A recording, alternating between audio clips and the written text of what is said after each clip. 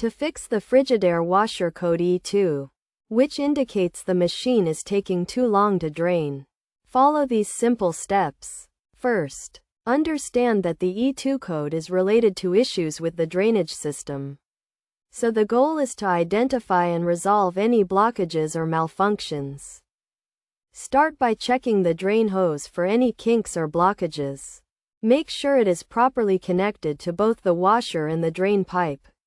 If the hose is kinked, straighten it out, and if it is blocked, clear out any debris. Next, check the drain pump filter for any blockages. The location of the filter varies depending on the model, but it is usually located at the bottom of the washer.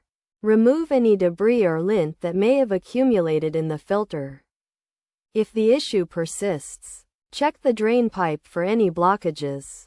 Ensure that the pipe is not clogged with debris and that it is properly vented. A clogged or improperly vented drain pipe can cause the washer to take too long to drain, resulting in the E2 code.